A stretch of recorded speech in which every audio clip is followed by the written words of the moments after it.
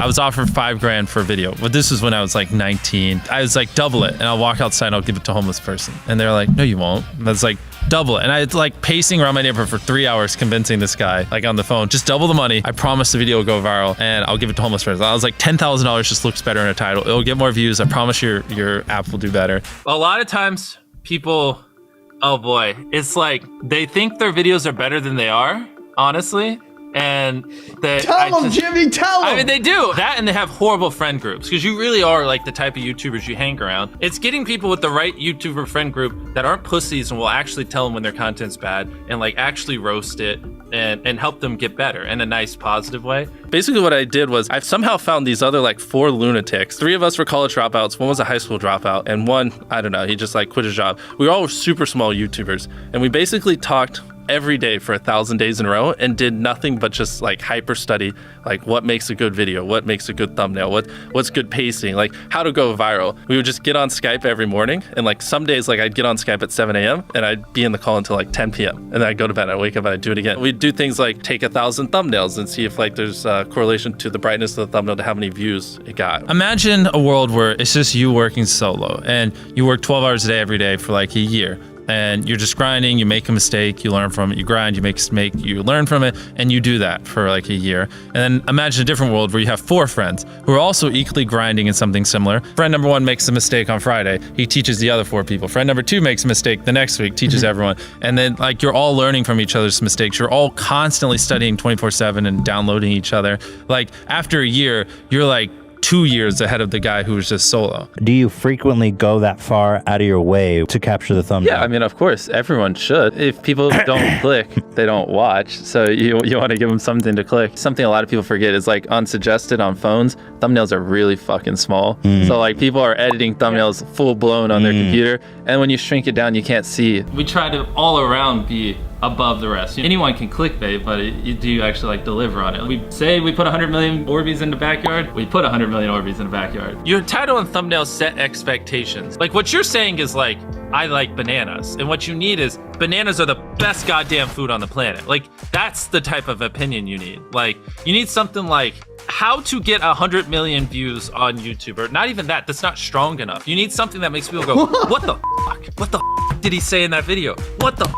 I need to know. At the very beginning of the video, to minimize drop-off, you want to assure them that those expectations are being met. If you're putting 1 million Orbeez in a pool, don't start the video with you shopping for, you know, your mom's birthday present. At the beginning of the video, just say, this is 100 million Orbeez. We're gonna fill this pool and this entire backyard with them. Match the expectations, and then you want to exceed them. So you want to assure people that what they clicked on is what they're getting, and then blow their mind and be like, but you're also getting even more. Anytime you say the word algorithm, just replace it with audience. The algorithm didn't like that video? No, the audience didn't like that video. If I wasn't retaining a viewer, just would it make sense for you to promote it? Why would you promote a 10-minute video that people watch on average a minute and a half? I mean, every video, even the stupid ones, I learned something, you know, and that's something I try to make a very big point of, is like, no matter how bad we mess up, like we sometimes have videos that have horrible retention. It's just like, as long as you learn from it, it's not the end of the world. Every YouTuber says it. It's like, no one will ever be able to replicate my style. I gotta edit it. But newsflash, someone can. It's actually not as difficult as you think. It was good that I got a really strong foundation on how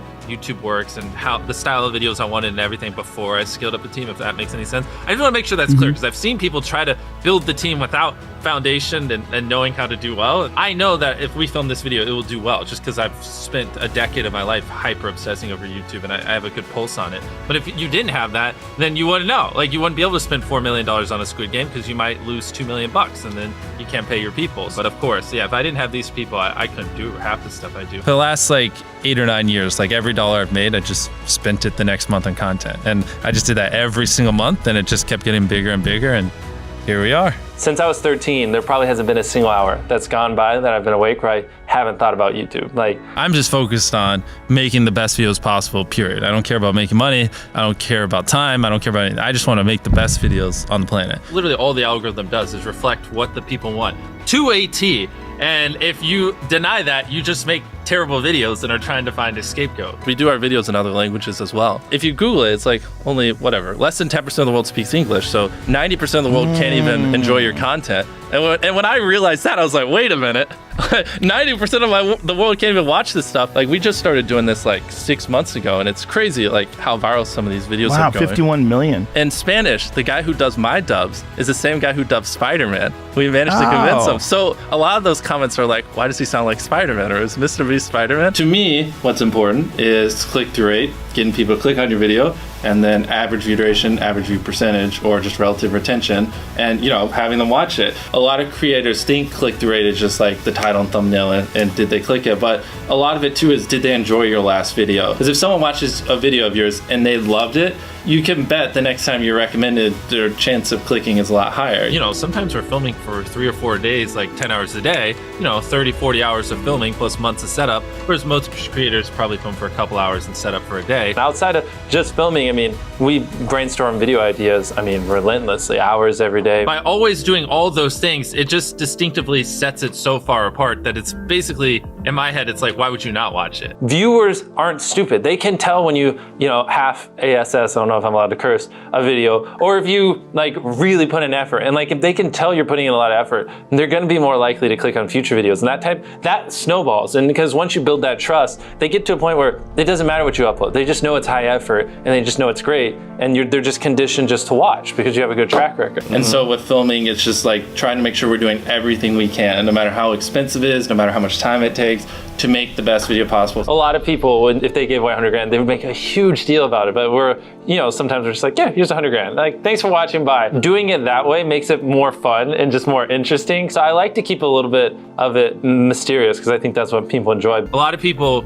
aren't willing to put in 10 hours days because they don't like what they're doing. So it's finding what they enjoy, because it is like a long grind. You're doing for years, not months. So if you don't enjoy it, then you're gonna burn out. I just had the blessing of finding what I loved at a young age. So because to get to this level, it takes, a decade. Most people don't find what they love till their young 20s. So they'd be where I'm at in their 30s. I just lucked out and found it when I was really young. Living your life chasing a nicer car and a bigger and bigger box to live in is kind of a dumb way to go about life. I actually, funny enough, I lived in a super below average home. And I kind of learned why famous people don't live in below average homes, because someone broke in, stole everything I owned. So I had to get a little nicer house for security reasons. But before I was robbed, my place is a little duplex, $700 a month. You get a roommate's $360 split. People think just because you go for views means you can't have fun, but you can pull views and you can have fun, which is what we purposely try to do. If you're not doing something that's just inherently fun to you, you're just quit. Just give up. You gotta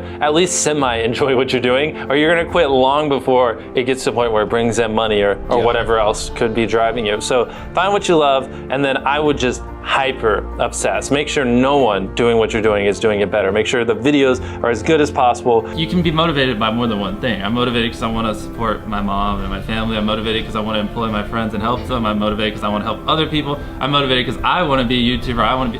I feel like that's another misconception. You can have lots of things that drive you. Absolutely. Yeah. Absolutely. So there's just tons of stuff that drive me.